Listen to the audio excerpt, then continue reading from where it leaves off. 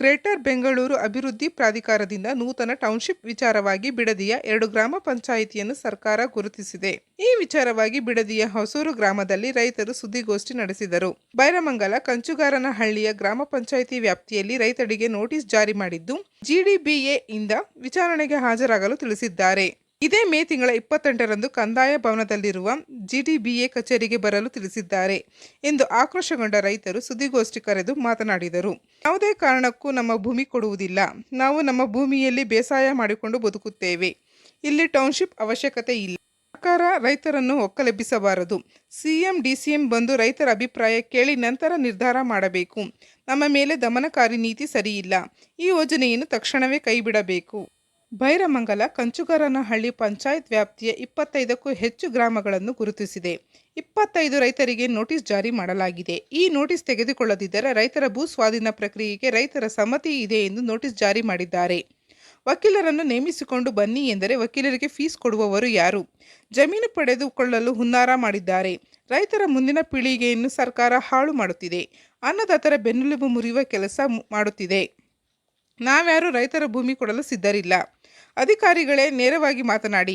ನಾವು ಭೂಮಿ ಕೊಡಲು ಸಿದ್ಧರಿಲ್ಲ. ಬಲವಂತವಾಗಿ ಭೂಮಿ ವಶಪಡಿಸಿಕೊಳ್ಳಲು ಮುಂದಾದರೆ ವಿಷ ಕುಡಿಯಲು ಸಿದ್ಧ ಎಂದು ಖಡಕ್ ಆಗಿ ಹೇಳಿದರು.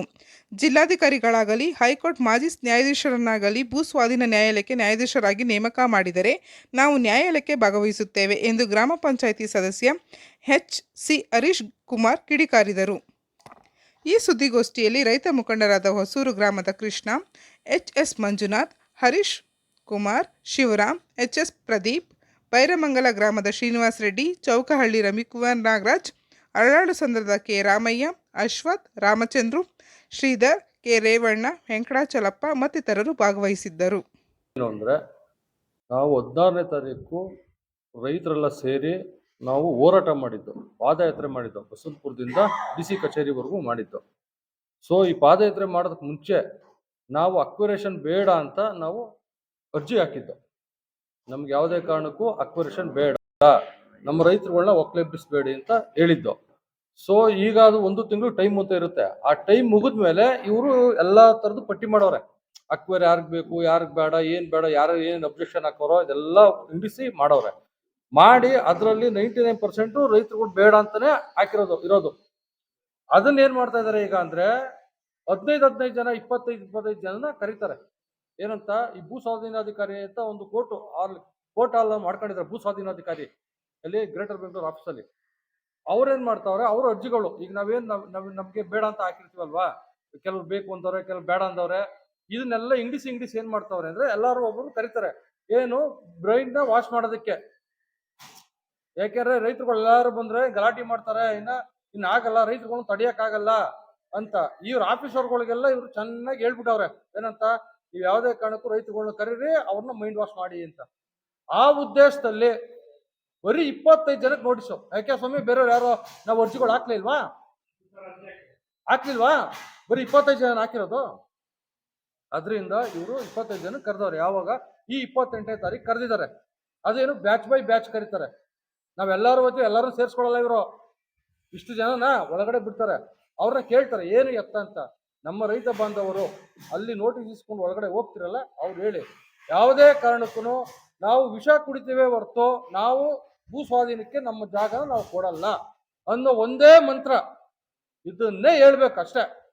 ಇನ್ನೇನೇ ಅವರು ಜಾಸ್ತಿ ಅದು ಇದು ಅಂತ ಫೋರ್ಸ್ ಮಾಡಿದ್ರ, ಬನ್ನಿ ಕರೀರಿ, ನಿಮ್ಮ ಬಟಾಲಿಯಂ ಯಾವ್ದಾವ್ದೋ ಏನೇನದೋ ಎಲ್ಲಾರು ಕರೀರಿ, ಎಲ್ಲಾರು ಬರ್ಲಿ, DCM ಬರ್ಲಿ, CM ಬರ್ಲಿ, MLE ಬರ್ಲಿ, ರೈತರ ಹತ್ರ ಬರ್ಲಿ, ಎದುರು ಬರ್ಲಿ, ರೈತರ ಹತ್ರ ನಿಂತ್ಕೊಳ್ಳಿ. ಇರ್ಲೇ ನಾವ್ ಹಿಂಗ್ ಮಾಡ್ತಿಕೊಂಡ್ರಿ ಅಂತ ಹೇಳ್ರಿ, ಅವ್ರ ತಾಕತ್ತಿದ್ ಹೇಳಿ. ರೇ, ಇಲ್ಲೊಂದು ಫಂಕ್ಷನ್ ಕಾರ್ಯಕ್ರಮ ನೋಡ್ರಿ, ಬರಲ್ಲ ರೇ MLE, ಬರಲ್ಲ. ಯಾಕೆ ಬರಲ್ಲ? ಜನ ರುಚಿಗೆದ್ದವ್ರೆ, ನಮ್ಗೆ 3 ಕಾಸಿಗೆ ಬೆಲೆ ಕೊಡಲ್ಲ ಅಲ್ಲಿ ಅನ್ನೋ ರೀತಿಲಿ ಅವರು ಬರ್ತಾ ಇಲ್ಲ. DK ಶಿವಕುಮಾರ್, ಉಪಮುಖ್ಯಮಂತ್ರಿಗಳು DK ಶಿವಕುಮಾರ್ ಹೇಳ್ತಾರೆ, ನಾವು ಯಾವುದೇ ಕಾರಣಕ್ಕೂ ಬಿಡಲ್ಲ, ಏನೇ ಮಾಡಿದ್ರು ಒಳ್ಳೆ ರೈತರುಗಳಿಗೆ ನಾವು ಇದನ್ನ ಕೊಟ್ಬಿಟ್ಟು ರೈಟ್ ಕೊಟ್ಟು ನಾವು ಮಾಡೇ ಮಾಡ್ತೀವಿ ಅಂತಾರೆ. ಈಗ ಅವ್ರು ಗೆಲ್ಲುತ್ತೋ ನಮ್ಮ ರೈತರು ಬಣ ಗೆಲ್ಲುತ್ತೋ ನಾವು ನೋಡೋಣ, ಸೆಕೆಂಡ್ರಿ. ಈಗ ನಾವು 28ನೇ ತಾರೀಕು ನಮ್ಮ ರೈತ ಬಂದವರು ಹೋಯ್ತಾರೆ. ಅವ್ರಿಗೆ ಈಗ ನಮ್ಮ ಕಮಿಟಿಲಿ ನಾವು ಕೂತ್ ಮಾತಾಡ್ತೀವಿ. ಲಾಯರ್ನ ಮುಖಾಂತರ ನಾವು ಲಾಯರ್ ಹೋಗೋಣ, ನಾವು ಎಲ್ಲರೂ ಹೋಗೋಣ. ಹೋಗಿ ಏನಾಗುತ್ತೆ ನಾವು ಅಲ್ಲಿರೋಣ, ಅಲ್ಲಿ ಹೋಗ್ಲಿ, ಇವ್ರು ಏನ್ ಹೇಳ್ತಾರೆ ಹೇಳಿ, ನಾವು ಅಲ್ಲಿ ಇರ್ತೀವಿ. ಅಲ್ಲೇನಾದ್ರೂ ನಮ್ಮ ರೈತರುಗಳಿಗೆ ಬ್ರೈನ್ ವಾಶ್ ಮಾಡೋದೇ ಆಗ್ಲಿ, ಆಮಿಷ ಒಡ್ಡೋದೇ ಆಗ್ಲಿ ಏನಾದ್ರೂ ಮಾಡಿದ್ರೆ ನಾವು ಉಗ್ರವಾಗಿ ಪ್ರತಿಭಟನೆ ಮಾಡ್ತೀವಿ ಅಲ್ಲೇನೆ. ಇದನ್ನ ಈ ನಿಮ್ಮ ಪ್ರೆಸ್ ಮುಖಾಂತರ ನಾವು ಹೇಳ್ತಾ ಇದೀವಿ. ಇವ್ರ ಆಟಗಳು ಮುಗೀತು, ಇನ್ಯಾವುದೇ ಕಾರಣಕ್ಕೂ ಇವ್ರ ಆಟ ಗೀಟ ಮಾಡಕ್ ಬಿಡಲ್ಲ ನಾವು. ಅವ್ರನ್ನ ಬದುಕೋದಕ್ಕೆ ದಯಮಾಡಿ ಬಿಡಿ. ಕೆಲವ್ರು ಯಾರು ಗೊತ್ತಿಲ್ಲ, ನಾವೇನು ಮಾತಾಡ್ಲಿಲ್ಲ ಅಂದ್ರೆ ಸುಮ್ಮನಾಗ್ಬಿಟ್ರೆ ಎಷ್ಟು ದುಡಿಸ್ಕೊಂಡು ಸುಮ್ಮನಾಗ್ಬಿಟ್ರು. ಈ ಮಾತುಗಳನ್ನ ಕೇಳಿ ಕೇಳಿ ನಮ್ಗೆ ಸಾಕಾಗ್ಬಿಟ್ಟದೆ. ಯಾವಂತ ಒಂದು 100 ರೂಪಾಯಿ ದುಡ್ಡು ಇಸ್ಕೊಳ್ಳಿಲ್ಲ, ಯಾವನ ಒಂದು 10,000 ಕೊಟ್ಟಿ ಅಂತ ಮುಂದಕ್ಕೆ ಒಂದು ಹೇಳ್ಬೋದು ಕೊಟ್ಟಿದ್ರೆ. ಸುಮ್ನೆ ಏನೇನೋ ಮಾತಾಡೋದಲ್ಲ. ಈಗ 25 ಜನಕ್ಕೆ ನೋಟಿಸ್ ಕೊಟ್ಟಿದೀವಿ ಅಂತ ಹೇಳ್ತಾವ್ರೆ. 25 ಜನಕ್ಕೆ ನೋಟಿಸ್ ಕೊಡುವಂತ ಅವಶ್ಯಕತೆ ಏನದೆ? ನಾವು ಪಾದಯಾತ್ರೆ ಮಾಡೋ ಉದ್ದೇಶ ಏನು? ನಾವು ಪಾದಯಾತ್ರೆ ಮಾಡೋ ಉದ್ದೇಶ ಏನು ಸರ್? ನಮಗೆ ಅಕ್ವೇರೇಷನ್ ಬೇಡ, ಟೌನ್ಶಿಪ್ ಬೇಡ ಅಂತ ಹೇಳಿ ನಾವು ಪಾದಯಾತ್ರೆ ಮಾಡಿರೋದು. ಅದು ಅವ್ರಿಗೆ ಗೊತ್ತಿಲ್ವಾ? DC ಅವ್ರಿಗೆ ನಾವು ಅರ್ಜಿ ಕೊಟ್ಟು ನಾವೇ ಖುದ್ದಾಗಿ ಹೋಗಿ ಪಾದಯಾತ್ರೆ ಮಾಡಿ ನಮ್ಮ ಅಕ್ವೇರೇಷನ್ ಬೇಡ ಅಂತ ಹೇಳಿದೀವಿ. ಅದಾದ್ಮೇಲೆ ಇವ್ರು 28 ಡೇಟ್ ಫಿಕ್ಸ್ ಮಾಡಿ 25 ಜನ ನೋಟಿಸ್ ಕೊಟ್ಟು ಕರೆಯುವಂಥದ್ದು ಏನದೆ?